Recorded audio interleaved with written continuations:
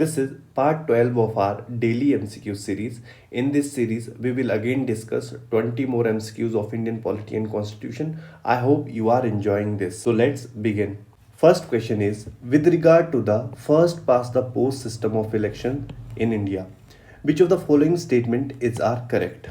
First statement is, in this system, each constituencies elect one representative. President of India appoint करते हैं delimitation commission. Delimitation commission पूरी geographical area को divide करता है small small geographical units which is called constituency. हर constituency से एक representative elect होके आते हैं। So first statement is correct. Second is, the winning candidate in this system must secure more than 50% votes. This statement is incorrect because in first past the post system 50% vote secure करने की कोई जरूरत नहीं होती है। मान लेते एक कॉन्स्टिट्यूएंसी में 5 कैंडिडेट्स हैं। इन 5 कैंडिडेट्स में से जो कैंडिडेट्स हाईएस्ट वोट्स सिक्योर करेगा वो इलेक्ट हो जाएगा। So this is first pass the post system. 50% plus 1 vote की रिक्वायरमेंट होती है the proportional representation system which is in case of president of India. So here correct answer is A, which is 1 only. Next question is, consider the following statements. Rajya Sabha is a permanent body. This statement is correct because Rajya Sabha is a continuing chamber.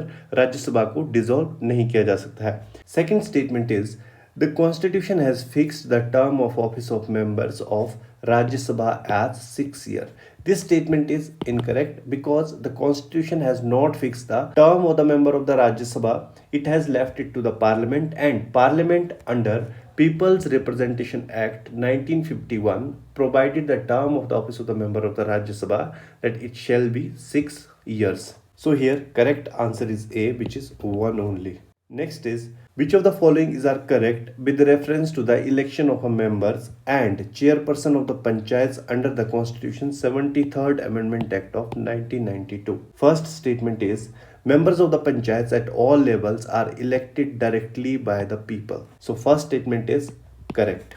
73rd Amendment Act 1992 added a new part into the Constitution of India, which is part 9. Under this part, there is provisions regarding the panchayat under Article 243 to 243O. This amendment also added Schedule 11 to the Constitution, which contained 29 functional items to the panchayats, and it is under Article 243G. This first provision is under Article 243C of the Constitution that all the members of the panchayat at all the 3 tiers must be elected by the people. First statement is, members of the panchayat at all levels are elected directly by the people. Article 243C provides that all the members of the panchayats must be directly elected by the people to all the 3 levels of the panchayats. So first statement is correct. Second statement is, chairperson of the panchayats at all levels are elected indirectly by and from amongst the members of the panchayats.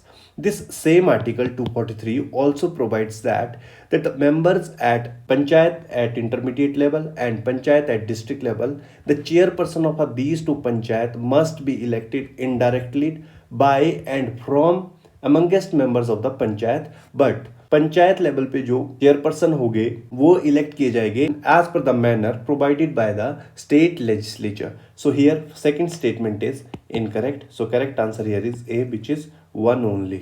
Next is, which among the following provision ensure impartial functioning of the Supreme Court of India? First statement is, separation of judiciary from executive. This statement is correct. It ensure the impartial function of the Supreme Court. Second is, expense not charged on consolidated fund of India. This statement is incorrect. जो charge expenditure होता है on consolidated fund of India उसे parliament में vote नहीं किया जा सकता है, और जो सुप्रीम कोर्ट के सैलरी, पेंशन, अलाउंसेस और एडमिनिस्ट्रेटिव एक्सपेंस होता है वो भी चार्ज एक्सपेंडिचर होता है on consolidated fund of India, उसे वोट नहीं किया जाता, वेयर एज पार्लियामेंट में डिस्कस किया जाता है. So second is incorrect. Third is, its jurisdiction cannot be curtailed. So this statement is correct also. Parliament supreme court की ज्यूरिस्डिक्शन को इंक्रीज कर सकती है, बढ़ा सकती है, बट कर्टेल नहीं कर सकती है. So here only 1 and 3 are correct. So correct answer is C. Next is, With reference to the District Planning Committee, consider the following statement. First statement is the 74th Amendment Act provides for the establishment of District Planning Committee. This statement is correct. 74th Amendment 1993 provides for the establishment of District Planning Committee and it comes under Article 243ZD. Next statement is all members of the District Planning Committee are nominated by the governors of the state. This statement is incorrect because 4/5 of the member of the District Planning Committee are elected by the members of the Panchayat Sat district and municipalities. Third statement is it has representations of both rural and urban populations of the district. Yes, representation given to the candidate is according to the population in the state, according to the urban and rural population. So here third is also correct. So correct answer is C, which is 1 and 3 only. Next is which of the following statement are correct with regard to the Committee on Public Undertakings. First statement is the members are elected every year from both the houses of the parliament. This statement is correct. The members of the Public Undertaking Committees are from both the houses of the parliament. It constitutes 22 members. 15 are from Lok Sabha and 7 are from Rajya Sabha. Second statement is the chairman of this committee can be only from the Lok Sabha. The second statement is correct. The chairman of the committee is drawn only from the Lok Sabha and appointed as a chairman by the speaker. You have to remember here that the minister cannot be elected as a member of this committee and the elections are done through the proportional representation using a single transferable vote. So here both the statements are correct. Correct answer is C. Next is consider the following statements with reference to the Speaker of Lok Sabha. First statement is the resolution for removal of Speaker has to be passed by a special majority. This statement is incorrect because the resolution for removal of the Speaker has to be passed by effective majority, that is the majority of the total membership of the House, and when the resolution is presented in the House, that resolution must be initially supported by the 50 members, only then that resolution can be discussed. Second is the work and conduct of the speaker cannot be discussed. This statement is correct or criticized in the Lok Sabha except on a substantive motion. This is also correct. The fourth statement is the powers of the speaker regarding the maintenance of the order in the House are not subject to the jurisdiction of any court. This statement is also correct. The power of the speaker regarding the maintenance of the order in the House are not subjected to the jurisdiction of any court. So we are asked here to mark the incorrect statement. So only one is incorrect. So correct answer is A. Next question is with reference to the Central Council of Local Government, consider the following statements. First statement is it was constituted under Article 263 of the Constitution. This statement is correct. First time in 1954 it was set up by an order of the President. Originally it was known as Central Council of Local Self-Government. So first statement is correct. Second statement is it deals with both urban as well as rural local government. Till 1958 it deals with both urban as well as the local government, but after 1958 it deals only with the affairs of urban local government. So second statement is incorrect. Third is the Union Minister for Housing and Urban Affairs act as its chairman. This statement is correct. So here only 1 and 3 are correct. So correct answer is C. Next is the 11th schedule of the Constitution. This is which of the following under the purview of the Panchayats. The 11th schedule of the Constitution were added through 73rd Amendment Act 1992. This schedule contained 29 functional items of the Panchayats. It deals with Article 243G. तो हमें यहाँ पे बताना है कि कौन सी items यहाँ हैं जो इन 29 आइटम्स में आते हैं. First is agriculture, yes it is there. Second khadi village and cottage industries, this is also correct. Slum improvement and upgradation, this is under schedule 12 of the Constitution. This is incorrect. Fourth is public distribution system, yes it is also under the purview of the Panchayat. So here 1, 2, 4 are correct. So correct answer is C. With reference to Gram Nyalayas, consider the following statements. First statement is They are established for every panchayat at the village level under the supervision of Gram Sabha. This statement is incorrect because the Gram Nyayalayas are established for every panchayat or groups of panchayat at intermediate level. So at tier 2, at Panchayat Smiti, or you can say at block level. So first statement is incorrect.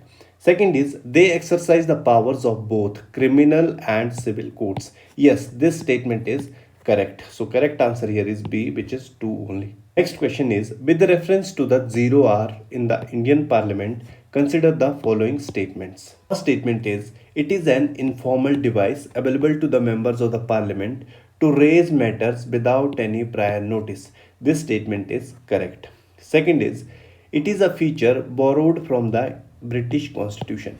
This statement is incorrect. It is an Indian innovation in the field of parliamentary procedure and has been in the existence since 1962. Third statement is it is elaborated in the rules of procedure of the House of the Parliament. This statement is also incorrect. Unlike the question R, the 0 hour is not mentioned in the rules of procedure. It is an informal device available to the members of the Parliament to raise matters without any prior notice.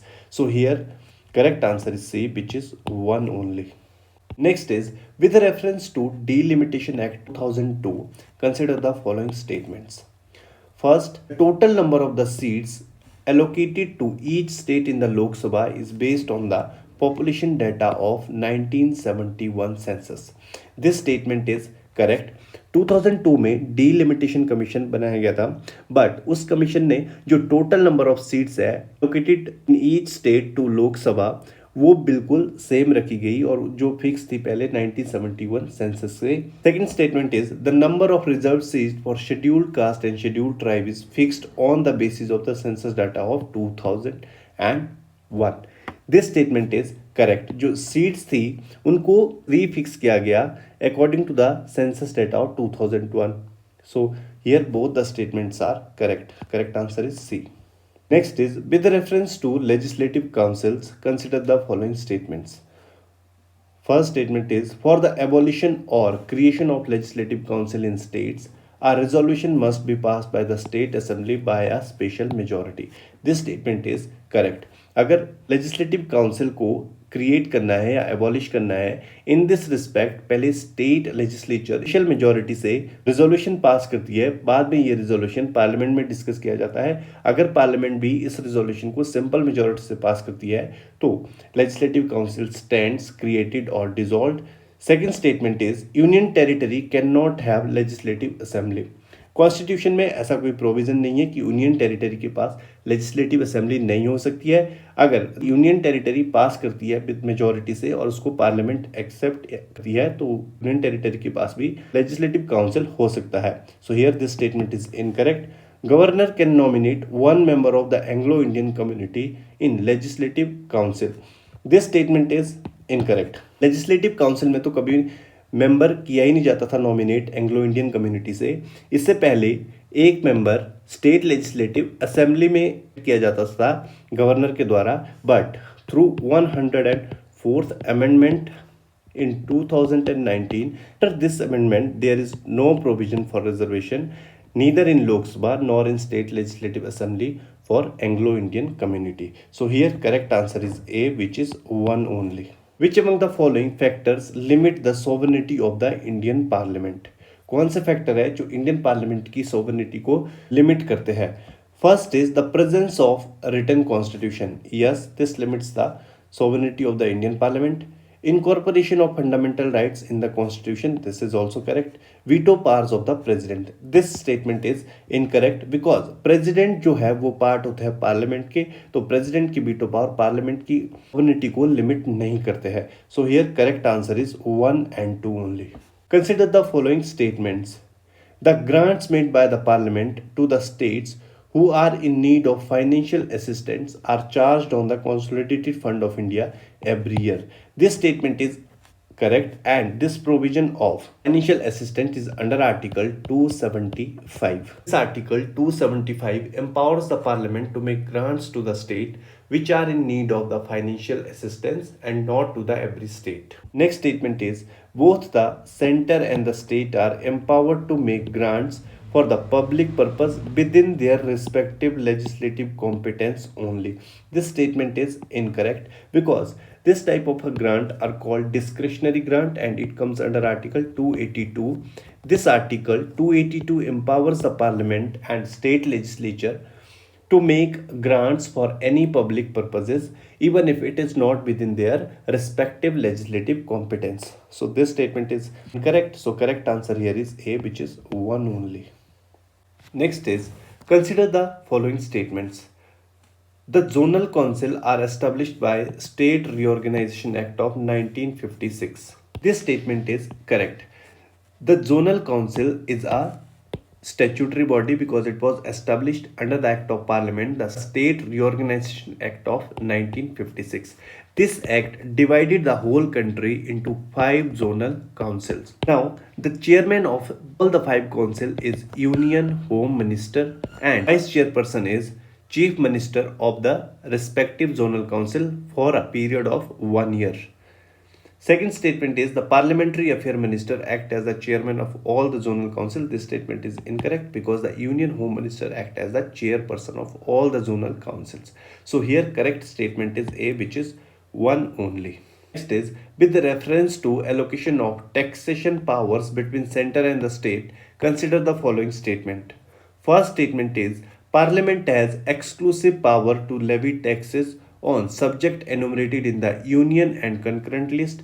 This statement is incorrect. Although the Parliament have exclusive power to levy taxes on subject enumerated in list first of Schedule 7. List 1 of schedule 7 list 1 में 98 subjects है जिसमें parliament exclusively tax लगा सकती है. Originally इसमें 97 subjects थे. State government also has exclusive power to impose taxes on list 2 subject. Originally इसमें subjects थे 66 but अभी इसमें subject है 59. Both center and state can impose taxes on subjects under list 3. List 3 में at present 52 subjects है. Originally इसमें 47 subjects थे. Second statement is the residuary power of taxation is vested in both parliament and the state legislature. This statement is incorrect. वो subject तो इन किसी भी तीनों list में नहीं है उस पे टैक्सेस सिर्फ पार्लियामेंट लगा सकती है, स्टेट लेजिस्लेचर नहीं. So here correct answer is D, which is neither one nor two. Next question is the constitution has specified which of the following as language of union. Article 343 states that the official language of the Union shall be Hindi in Devanagari script. But Constitution also allows English for 15 years and also empowers the Parliament that they can extend this period of 15 years or can use English as an official language beyond the period of 15 years. So here both 1 and 2 are official languages. Third is all languages mentioned in the 8th schedule. This statement is incorrect because Article 346 official language for communication between the states and another or between state and a union can be accepted as Hindi if two states agree or a state or a union agree with each other. So here correct answer is D, which is 1 and 2 only. Next is Supreme Court is a court of record. It implies that the judgment of the Supreme Court are recorded for perpetual memory. This is correct statement. Supreme court की कोई भी judgement या order को use किया जा सकता है as a reference किसी भी कोर्ट के द्वारा, सुप्रीम कोर्ट के द्वारा या फिर हाई कोर्ट या सबॉर्डिनेट कोर्ट के द्वारा. Second is the Supreme Court has the power to punish for contempt of court. This is correct. Supreme Court has the power to contempt of court. अगर कोई supreme court का order नहीं follow करता है या फिर किसी भी कोर्ट, हाई कोर्ट या फिर लोअर कोर्ट का ऑर्डर नहीं फॉलो करता है तो भी सुप्रीम कोर्ट के पास पावर है to punish for the contempt of court. इसमें 6 months इम्प्रिजनमेंट या 2000 फाइन या फिर दोनों ही हो सकते हैं. So here correct is C, which is both 1 and 2. With reference to the Parliament of India, consider the following statement. The original Constitution of India adopted the name Rajya Sabha and Lok Sabha for the two houses of the Parliament. Under the Constitution, the Parliament of India consists 3 parts, that is, President, the Council of the State, and the House of the People. It was in 1954 the Hindi name of the Rajya Sabha and the Lok Sabha were adopted. So here first statement become incorrect. Second is both the president and the vice president constitute a part of the parliament. This statement is incorrect. President is a part of the parliament, but the vice president is not a part of the parliament. Like the speaker is a member of the Lok Sabha, but vice president is not the member of the Rajya Sabha. He is elected separately as a vice president. So here correct answer is D, which is neither one nor two.